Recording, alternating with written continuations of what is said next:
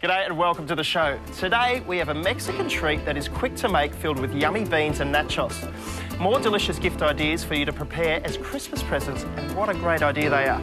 And a man who's seen a lot of Australia, adventurer and cook Andrew Dwyer, has taken time off the dusty road to join us now with a couple of recipes perfect for those of us who love to travel and eat well. I'm glad you could join us.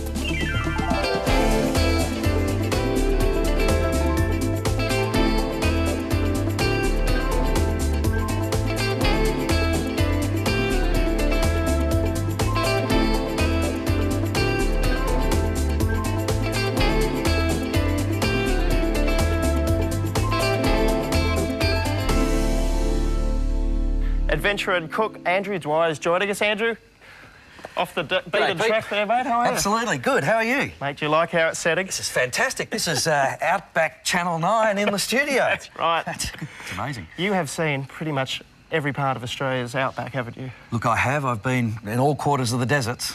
Yeah, and it got under my skin about 20 years ago, and I haven't been able to shake it since. And I thought that, you know, when you go out there, there's no reason these days why you can't eat well. That's right, and you've got a beautiful book called Outback, Recipes from and Stories from the Campfire. It is probably one of the nicest books I've ever seen. And the thing I like about it is it has got food that's, I mean, it's multicultural, it's food, and you can imagine actually cooking it. And have a look at the photos too. I mean, it's so beautifully shot as well, isn't it? Yeah, well, that's in the Flinders Ranges there. We went out and we shot the whole lot in 3 weeks, and we travelled out into the deserts, old wrecked cars and places all over that's an old bread van that was driven down from Alice Springs, and it's on the Lower Cooper, right out in the back of Outback, South Australia. And that's an amazing thing. That's an old Aboriginal whirly with the grinding stones still intact, way out in the northern Simpson Desert. The people that lived in there haven't been there for 100 years. Really? Yeah, and it's still standing there. Well, amazing life you must live. Oh, it is good. Now, you are doing 2 recipes for us today. First segment, we're going to do a blackened Cajun chicken with sweet potato puree. That's right. Look, that was inspired by that fantastic Cajun Southern American food, Paul Prudhomme. And the whole idea of these recipes is that I've cooked them that many times out in the middle of nowhere that they're pretty well bulletproof. So you can cook them on an open fire, but you can also cook them in your home kitchen. Now, something like this, which is the Cajun paste, I'm just going to throw it in here and mix it around so you don't have to get your hands too dirty, is would you recommend something like this? We've got some garlic powder and some onion powder. Would you make this mix up and then take it away in a little jar with you so you've got it in? Depending on what I was cooking, usually I like to take all the herbs and spices and pack in my tucker box things that I know I'm not going to be able to buy on the trail. You can always buy pepper, you can always buy onions, and you could buy potatoes and things, but you can't buy these herbs. Yes. So it's best to carry all of them. That's right. And the other thing is, I noticed we've got fantastic olive oils and things in glass, and glass is the best thing to store anything. And so what I do is I get 19mm stormwater drain, I get a milk crate, I cut the stormwater piping, put it in vertical, and then chuck the glass in. And provided one piece of glass doesn't hit another one, they won't break. And so you can store all your wine and your virgin olive oils and your balsamic vinegars, and when you're going over the sandhills, it doesn't matter, they stay fresh. I'm sure you've had a bit of trial and error too with that. Oh, dead right. Mate, the first few trips, you wouldn't believe it, the frothy mess in the fridge. But no, we've pretty well got it sorted now. Now, you're going to dust this chicken in the Cajun mix. So we had some paprika there, we had some cayenne pepper, some ground herbs, some everything. Yeah, it's on absolutely. the website, it's in your book. Dead right. And Cajun. What you're going to do, and the thing is you want to eat chicken like in the first 2 or 3 days out on the trail, because it doesn't last that long. And so you set your menu, so for the first 2-3 days, chicken, fish, and then move on to, you know, beef, and vacuum seal all your meats so that they don't come in contact with each other, and they also last longer. So anyway, take the top side, which is the side of the chicken you're going to serve, and give it a good coating of this herb. Right, so you can even actually pack it on with your fingers. Just on one side? Just on one side. And then what you're going to do is this pan, and if you're out in the desert, you want this pan to be absolutely red hot. So it just sits on the naked flame. And then just side down onto the dry pan, you place it, and you sit it there until it goes black. What could be easier? If it goes black or you burn it, no one's really going to know it's meant to happen, is it? Mate, I could be out there and people are sitting around the campfire and we cook this dish and it starts sizzling and they're thinking, oh my God, he's burned our tucker.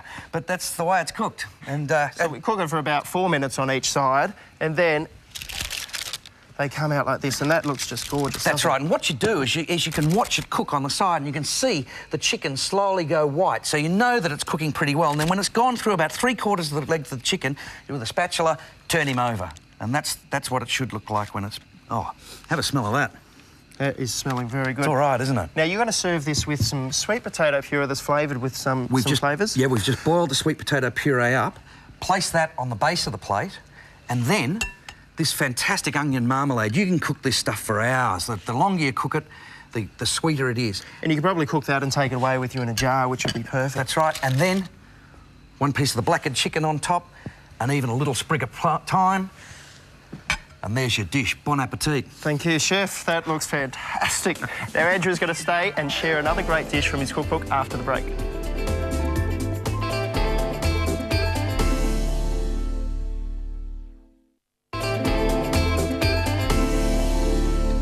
You should have tried that chicken. That chicken was just out of this world. And what do you got going on here, Andrew? All right, well, this dish I sort of invented out of necessity on freezing cold desert nights. I'm cooking off these brown onions, and I've also boiled up these poi lentils, which are green lentils. They've just been cooked for about 20 minutes, so you don't have to wait for an hour or so. Put them in and stir them round with the onions. Now, what's this dish called? Well, this is a Lentil Cassoulade. That's what I call it. That's very fancy for bush cooking, isn't it, mate? Yeah, well, you know, there's no reason why you have to slum it when you're out in the wilderness. You can do well. You were telling me before you got a hut up in Kosciuszko. I do, and we catch the trout and make the fire. Food tastes so good over an open fire. It sure does. Now, we've got some sausages here as well. Would you mind chopping them up for me, because we're going to turf them in? Just nice and rough? Yeah, absolutely. Just nice and chunky, because, I mean, this is supposed to warm the cockles of your heart. And if you could just chuck them in the moment you've got them chopped. I'm putting in some tomato. Because out in the desert, it gets quite cold at night time, doesn't it? In winter, it gets down, the coldest I've had is -8. I was wandering around, my feet were hurting in the morning, and I was wondering why my feet sore. It was freezing cold. Yep, so we'll just chuck them straight in there. And also a bit of tomato paste, just to liven it up a bit. Give that a good stir. And then what we've got is some beef stock. Now, you can use veal stock if you've got it, but you can buy stock these days in Tetra Packs and all sorts of containers, so you can take fresh stock with you out into the desert. Now, going through your book... Yep. I noticed there's a lot of multicultural recipes through there. I mean, how did a guy like you get those sort of recipes into your book? And well, look, as a kid, I spent all my holidays at my godfather's ski resort at Mount Buffalo, and he was from Czechoslovakia, and so I got introduced to an Eastern European kitchen. And then my father married a Chinese lady, and so she brought all these wonderful foods into the house. And then my sister spent about 15 years. She had 2 restaurants in Thailand, so I used to hop over there whenever I possibly could. And so you combine all that, plus as you've got a love of food, and it's just the rest history. I guess, and you actually take tours out into the bush, and what's that company called? It's called Diamantina Touring Company, and for the last 20 years we've been taking people into the more remote regions of Australia and wining and dining them. And you've actually won so many awards. I think you won last year Best Tourism, or what was it? That's right, the most significant contribution by an individual to the tourism industry, which was, we're very proud about something like that. It was fantastic, yeah. It felt good. Oh, I guess, what's the favourite place you've ever been to? My favourite place, I reckon, would be the Warburton Groove, which is right at the top of Lake Eyre, the lowest point in mainland Australia, 15 metres below sea level, and it takes you a couple of days beating over untracked sandhills to get there, but it's one of the most beautiful, wild, remote places. Then you set up a table, grab a couple of bottles of red and cook off a meal, and it's nothing better. Mate, I think I'm coming next year. So how do we finish this? Well, all we're going to finish is a bit of thyme, bit of fresh oregano. Now, you can put all this stuff in those green Stay Fresh bags, package them and take them away, and they'll last for months. Oh, they'll keep for weeks anyway. Anyway, we'll stir that around and then just let it simmer on the coals or on a low flame for about 20 minutes, and then serve it with some crusty bread. All right, let's serve it up. You want to break it up? Here we go. I'll let you serve it up. All right. And the bread, how do you want that? Do you want it sliced or do you just want it torn? I reckon tear it, mate. All right. This is my style of food. Have a look at that. Mate, it wouldn't matter if it was -20, this would warm me up. I reckon that would please everyone, especially the horses too, if there's any left over. No. We just go like that. That's it. Andrew, it's been a pleasure having you on the show, mate. I think you're going to have to come back next year. I'd love to. Thank you, Pete. All right, mate. Good on you. Coming up next, a Mexican delight.